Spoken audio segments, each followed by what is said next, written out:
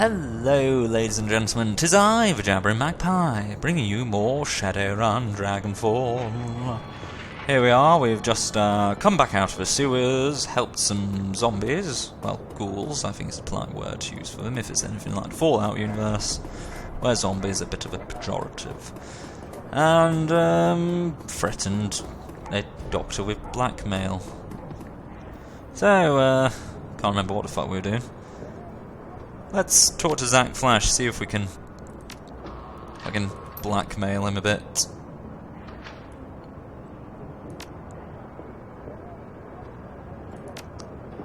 Oh, we can't examine his ears. You can examine his ears, blackmail him. I've been trying to do it forever.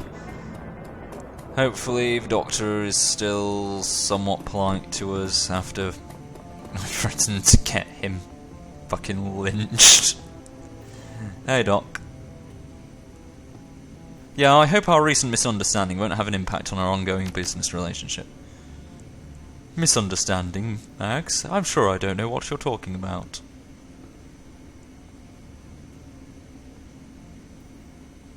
About our friends in... Hang on. About our friends in the sewers? You're not hearing me. I don't know what you're talking about. I know nobody in the sewers, and you know nothing of my extracurricular activities. As long as you're on board with that, our business together continue unabated. Deal? Deal. Good. Perhaps you need some work done. Alright. Let me see if I totally trust you getting... Ooh, hello, ducky. These are cool. These weren't in the original. Oh my god. +1 charisma. Pheromones. I will be using that. So, +1 charisma. There. For me. Ooh. And we've also got +1 dodge, throwing weapons, nah. Induction data jack.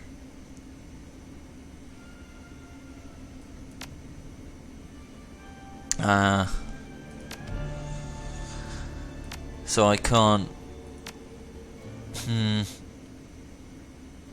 a data jack inside my eyes.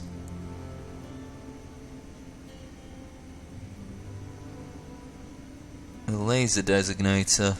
Now let's just go for the standard one. Yeah, I don't mind. Basically every friggin' piece of work you get done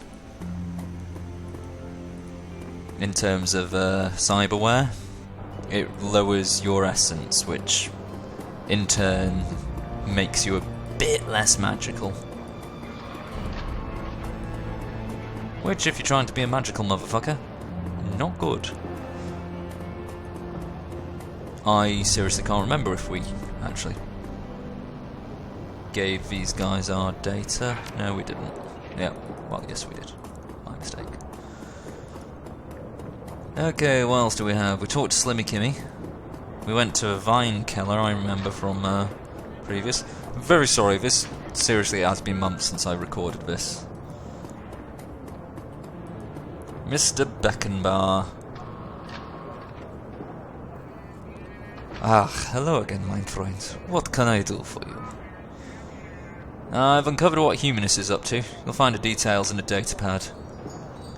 Beckenbauer eyes the plans on the datapad, then nods grimly. This fits with Humanist's established pattern of behavior, horrific and vile. According to this datapad, Humanist compounds all over Berlin have received similar shipments. They are planning to deploy the gas tomorrow morning. He exhales sharply and then nods again. I have a feeling that the flux state will have a thing or two to say about that. Stahl has overstepped his boundaries. His hubris will be his undoing. Actually, I was his undoing. Volker Stahl is no longer among the living. I put a bullet in him. That is excellent news. I'm not ashamed to say that I wanted the man dead. He deserved whatever you did to him. And now I'm going to see to it that the rest of his twisted out organisation suffers in the same way that he did. You mark my words, within the next few hours the Humanist Poly Club is going to make a hammering that will make the Night of Rage look like a peace rally. I owe you a great deal, Max. We all do. I will wire your payment to an account number that Amsel provided. Pleasure doing business with you, Beckenbauer. Lovely chap is Samuel Beckenbauer. Let's see if he's taking donations. Okay. The new library is marvellous, Max. You have worked miracles for this organisation. Our next goal is to purchase a set of Trod nets for our new work training programme. I have high hopes that this plan, Max, with these devices we could teach job skills to the least educated members of our society, in the fraction of the time it would take for them to learn on their own. The 400 new yen we could make for purchase, wherever you could spare, would be most appreciated. Alright, just take what you need, buddy. Ah, thank you, Mindthroid. Incredibly generous. No big deal, Sam. Do good with it. I can scarcely believe it. With this donation we have met our penultimate goal. I will send a volunteer to the Data Heaven to acquire the Trod nets. In the meantime, I will make a happy announcement to our guests. Thank you again, Max. You will never know how important you've been to the people I serve. Always a pleasure, my friend. Any more donations at the moment? Alright. How's Silky doing? She's okay. Do you have anything to say, Lane?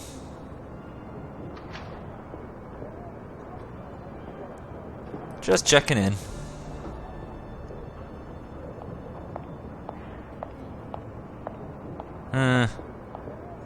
No, I don't think this is anything. No.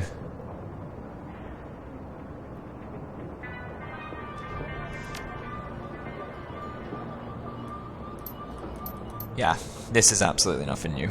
But in fact, I can ask him to tell me about the war. I want to hear more about war. About the war. Damn it. Why won't the world just let an old soldier fade like MacArthur promised? You were military? Where did you serve? Back home with the Finnish Defence Force, Jaeger Brigade. Lane clenches and unclenches a fist, either out of repressed anger or more phantom pain. His weathered face betrays nothing. The Russians fought to come at us from the north as well as the west through the Lapland, thinking us weaker there. They were wrong, and the snow was painted pink on both sides of the border. Tell me more about the Euro Wars. Doubts much more I could tell you that you wouldn't have learned in school. That you should have learned in school. Russians invaded, hell if I can remember why. World was more a mess back then than it is today, if you ask me. They attacked Poland and Finland first. Poland broke within months, opening the door into Germany. I had no contacts in Berlin back then, mind you. Can't really say how big things were. Hard battles of my own to worry about. Sorry to bother you about it, Lane. So he's a Finnish veteran. Okay, so let's see if Samuel's got, or Mallet has finished with that fucking drone. There we go. Got my drone fixed yet? Yes! I do. Just finished before you arrived. There's a complication though. Complication. You said it was fixed. Yeah, it is fixed, but the person who built the thing fixed it in a different way. This drone's got a custom AIOS stack on it. Someone wrote code that sits on the bootlegger and configures the drone to only accept commands from a specific user. The thing works like a computer virus, so there's no way I can repair unless I got another brain from this model of drone. Before you ask, yes, I looked into that. Problem is that it's a stolen corp drone. A discounted model of a stolen corp drone. There are no parts for this thing on the market around here, so unless you know who locked this thing up so tightly, you're not going to get any more use of it than a doorstop. Well, I'll ask around for the owner. Which I guess would mean... ask Cammy, she'll know.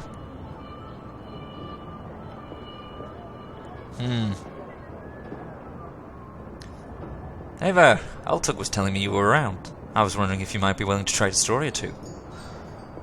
What are you looking for exactly? The girl taps her finger thoughtfully against her chin. Well, you're new here.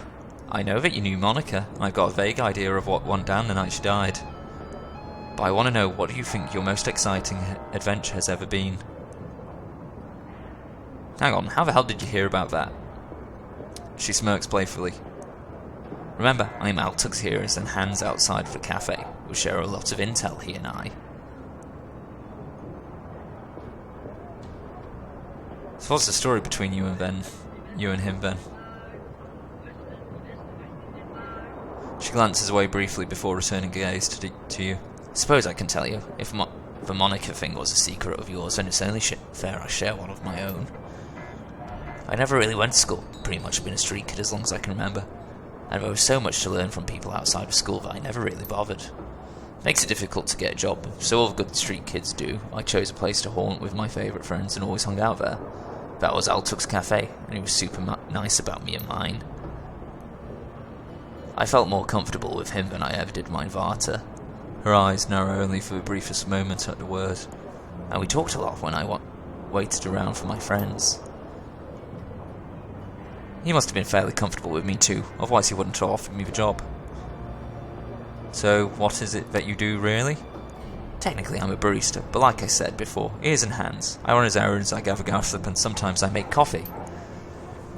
I much prefer his hookah options though. Real coffee makes me paranoid.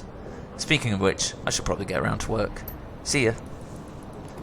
Okay, I'll take the information broker. If anybody knows where this piece of crap drone came from, it'll be you.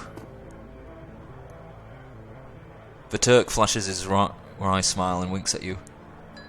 I am told you have been quite busy of late, O Wanderer of the Shadows. My street rats tell me that business is picking up. Is that the man who's taken over from Monica Burragazzi? Who does it look like, your rotundity? The Pope from the Vatican? Give him a soy calf, a big one. Put it on my account. I like the cut of his jib. A large soy calf. My. You are the generous one, Goldschmidt.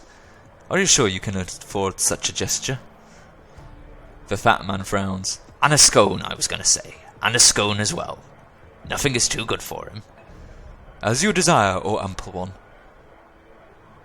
The Turk whispers. The man is a moron, but he eats his weight in baklava and pastries, so who am I to care?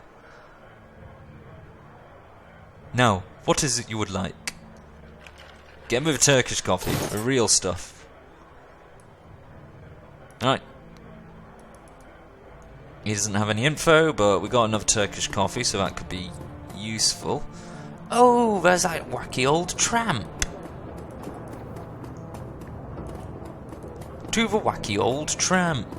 Jesus, this is turning into another episode of me running around searching for random shite.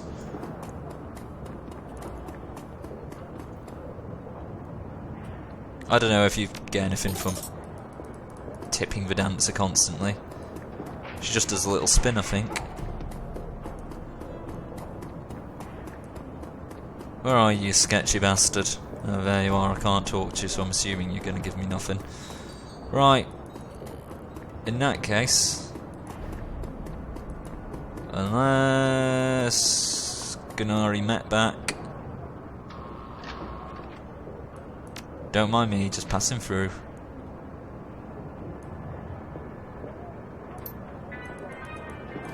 Okay, the local Romany fucking weapon seller doesn't seem pleased at me window shopping.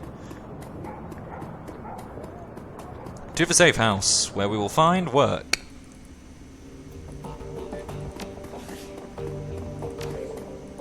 As I've nearly bankrupted myself on soy cafe and robotic limbs. Oh, wait, we can just ask Blitz. Blitz's eyes widens when he sees a drone that you're carrying. He looks anxious. Oh, hey Chief, how's it going? I found this drone in the hotel vault. Does it belong to you? Yeah, Chief, that's mine. I didn't want to say anything at the time, since it was my idea to have you loot the vault in the first place. Well, what's it doing in there? It's my personal drone. Good to have something to hide behind when you're solo decking run, you know. Luster took it from me when she seized control of the Schwarzer Herz, and I've been hoping to get it back ever since. I've got to say, Chief, it hurt me to see her all banged up to hell like she was. Looks like Luster had a few of her goons take turns on my paper with a baseball bat. But it looks like you got her up and running again. How do you manage that?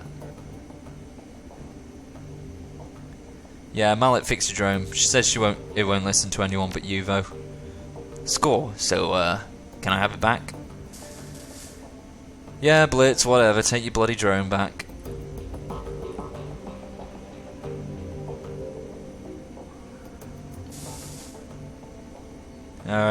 Mags, I was hoping to see you. Do you have another run lined up for us yet? I'm strapped for cash. Why the hell are you strapped for cash? For the amount of work we've been doing, you should be rolling in it. What can I say, Chief? I have expensive tastes. How expensive are we talking here? Even if you had a raging cam habit, I think you'd have at least some money left. Expensive. Truth be told, I'm in debt. In debt to who? He hesitates before responding. When he does, his voice carries an edge of annoyance. No offence, but this is getting a little too personal, Chief. My debt's none of your business.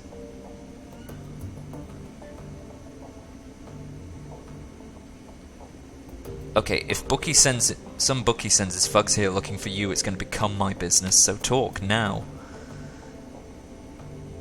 Blitz shakes his head in exasperation. Alright, fine.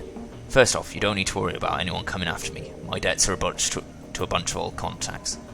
If I don't pay them, I'm going to lose them, and in this line of work, it isn't smart to burn bridges. Second, before you ask, those debts are for services rendered. I was in a tight spot, I needed some help, and I threw around a lot of IOUs to get it. Third and finally, the trouble is involved a girl. I'll tell you about it if you ask me, but we're verging in deep into personal feelings territory, so if you don't want to hear me sob over my ex-girlfriend, you'll drop the subject now.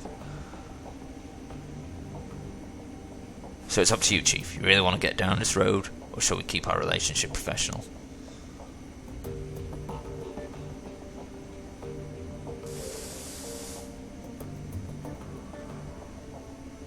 You're clearly preoccupied with this. In our line of work, preoccupied can get you killed, so spit it out and we'll deal with it. Blitz meets your gaze for a moment, then looks away and sighs. Alright, where to begin? I met Emile in a drug and kipper. She was the first person who was ever more important to me than myself. I was crazy about her, Chief. To this day, she's the only person I've met who could outdeck me, and the real kicker is that she wasn't even a decker by trade. There was nothing she wasn't good at. I liked to dabble in rigging, but Emile, that girl, could pick up anything, and I bet she set her mind to. Sounds like a hell of a girl. She was. She just made things right. No matter how stupid I was, no matter what I got myself into, she made it right. I don't think much of many people, Chief. Emotional attachments aren't really my thing. Love seemed to have diluted word these days. So I won't waste it on Emile. Let's just say she was important to me. And then I lost her. I didn't know what was happening. It just came out of nowhere. One day she was just gone, along with most of my decking gear. The only explanation was a handwritten note on old-fashioned paper. Leave me alone. That was it. We'd been together for years, and that was all that she left me. That and this beaten-up old cyberdeck. Naturally, I freaked. We had our fair share of arguments, but we never had a huge blowout or anything. Couldn't think of anything that would drive her to do a thing like that. Mostly I felt hurt, so I searched for her in the real world and in the Matrix, and when that turned up nothing, I started tapping my contacts. That was when I started racking up debt. So, did you find her? No, she's gone, Max, without a trace. I looked high, I looked low, I poked into everything I could think of, and my contacts did the same. He shakes his head.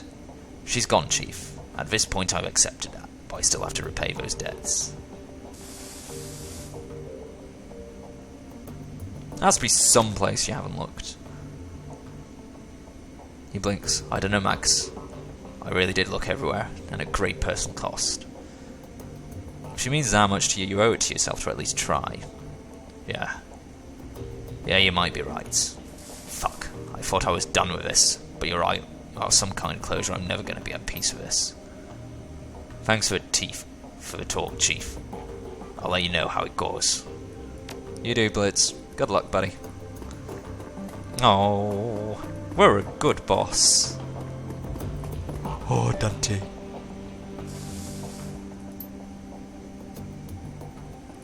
Oh, good doggy.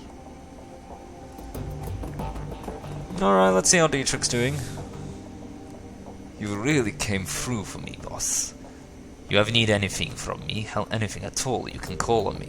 I'll come running. How's Alexander holding up? He's a good kid, that nephew of mine. Give him some time and he'll shake Stahl's programming. Might take a while but he'll adjust to life here in the Kreuzbazaar. In the meantime, I found a good home for him. Samuel's agreed to take him in. Is that wise? Samuel's employees have no love for humanists. Most of them don't even like humans. Best thing for the kid will be to learn through immersion. If he stays with Samuel's group, he'll have no choice but to interact with metahumans. Soon enough, he'll learn that they're no different from anyone else. First few days will be rough, no question, but he'll make it through and come out beside a better man for it.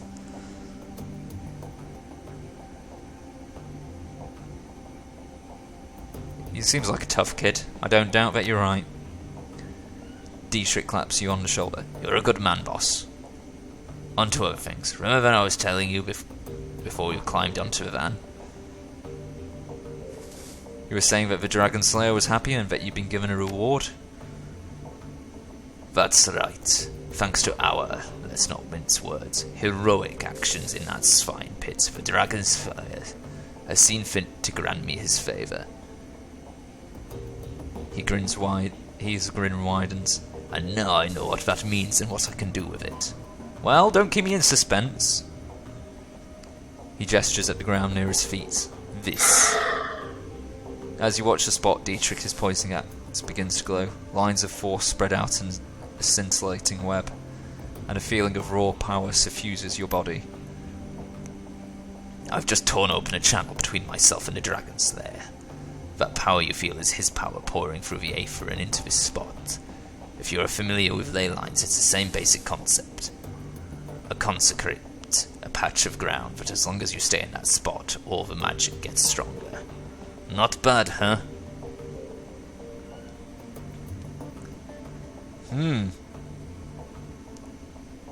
Could someone else benefit from these channels too, like another major shaman? Don't see why not. Like I said, it's basically a ley line. As long as you're on the Dragon Slayer's good side, I don't see why you couldn't use it. My idol, he isn't stingy with his gifts. Anyway, boss, I want to keep fiddling with this, learning to properly control it, and I'm sure that you've got things to take care of as well. You do whatever else you need to be doing, and by our next run I'll be ready to use this. You already used it in the sewer, you fool. Oh, let's talk to her old grumpy face. As you approach, Iga turns to face you. Her rifle has been field stripped and lying in pieces on a sheet of butcher paper. Ranged in a neat row along the edge of the paper are bottles of copper solvent, bore cleaner, and lighter fluid. Our fearless leader returns. What do you need? Any thoughts on last run? Nothing we haven't talked about. We good, Iga? Depends on what you mean when you say good. I won't question your competence again, not in front of the others at least. But I'm not going to lie, I still have my concerns about you, Max. What kind of concerns? Basic ones. I don't want to see history repeat itself.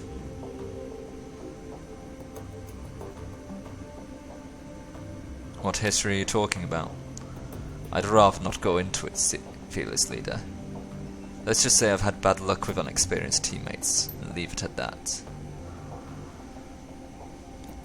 So, was there something else that you wanted to talk about, or can we get back to cleaning my rifle?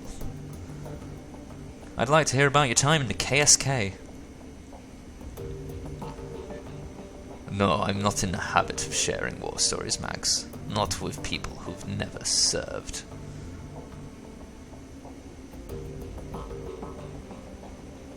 Doesn't have to be a war story, just want a bare idea of who I'm running with. She looks you in the eye for a moment, evaluating. Finally she shrugs. Alright Mags, you win. I owe everything to my time in the KSK, from my street name on down. So you tell me what you want to know. We'll see where this goes. Tell me how you got the name. Back when I was in my basic training, a fellow recruit made a vulgar joke at my expense. He said that I reminded him of the north face of the Eiger in the Bernese Alps. Huge and beautiful, but dangerous to climb. His tone left little doubt as to what sort of climbing he had in mind.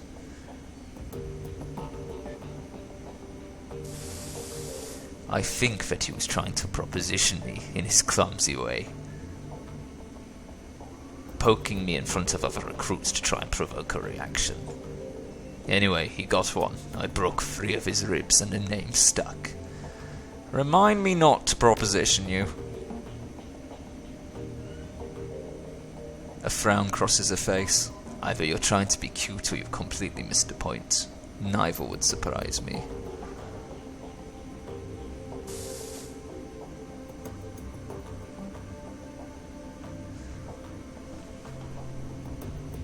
I didn't break his ribs because he propositioned me, Max. I'm not a goddamn savage. I put that recruit down because he demeaned me, and he did it in front of our peers. What should I do?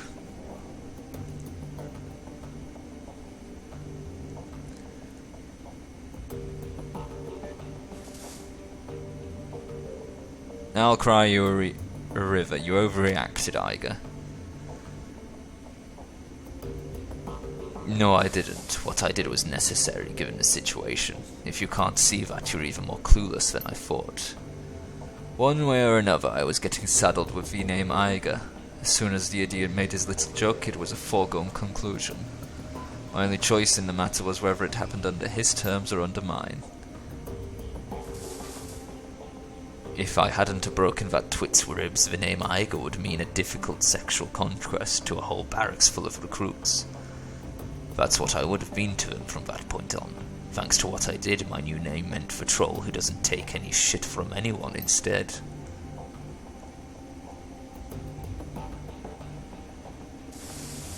Tell me, Max, which one would you rather be? The second one. Sorry, Eiger, you did the right thing. Damn right I did. Out in the field, nothing will kill you faster than losing the respect of your team. I remember that if I were you.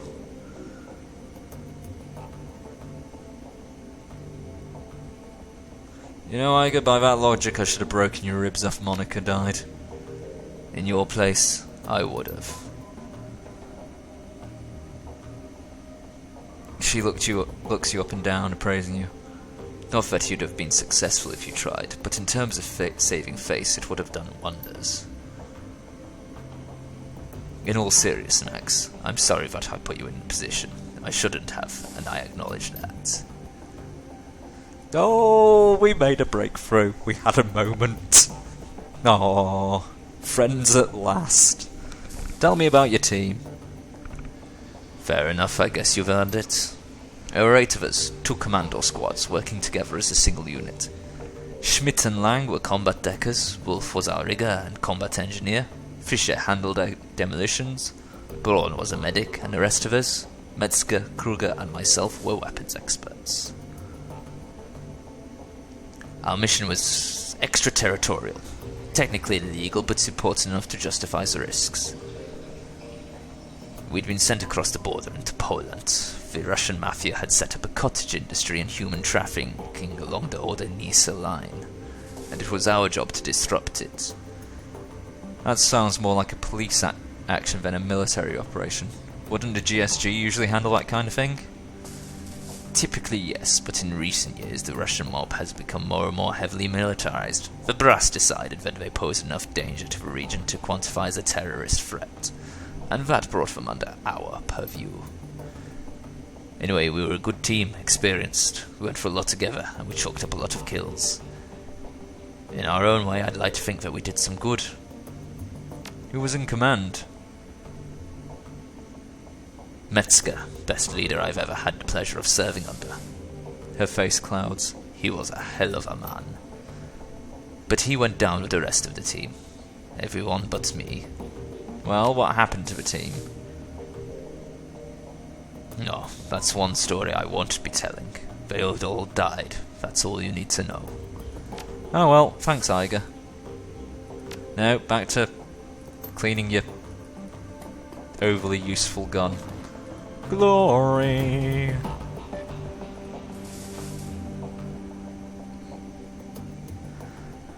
Oh, she's upward into a hint of a smile. Mags, need something. Any thoughts about that last run? No, nothing right now. You can't have started running the Shadows much more than 5 years ago, tops, so what's with the vintage chrome? That's not a story that I'm interested in telling you out of context. If you really want to get into it, we're going to need to go back, way back. She stares at you with her cold dead eyes. I'm not sure you want to do that. So, you'll give me answers when we talk about your past. Let's talk about it. Why do you care? There's no hostility in her voice. If anything, she sounds suspicious. Because I'm the leader of a team and I need to know as much as I can about the people working with me. She pauses for a moment, considering, then she nods. Alright, fine, we can talk.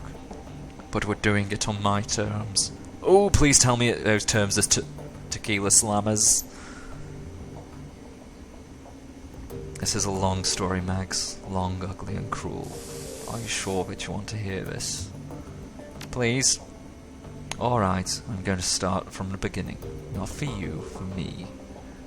Guess that it might help me to say all this out loud. She takes a deep breath and slowly releases. When she speaks, her voice comes out in a cool monotone. My family lived in Stuttgart. It was a nice enough place, I suppose. My parents worked as wage slaves for the IFMU. My mum was a good person.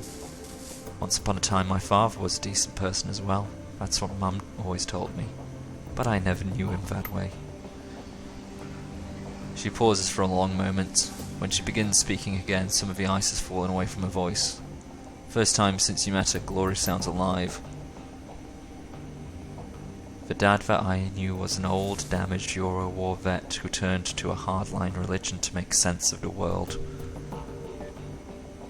In Stuttgart, that meant either the Ritti Christi or the fascist cousins, the Kreuzritters. My father chose the latter path. I still remember hiding in my room when my father had his Kreuzritter brothers over for prayer group. They would drink and get rowdy and spend an hour or two riling themselves up, talk about the heretics and the devil's work. Then they'd find some poor alpha dwarf, stomp the living shit out of him and drown him in the Neckar. Meanwhile, I'd be holed up at home with Mum, who would commemorate the event by drinking a bottle of wine and crying herself to sleep.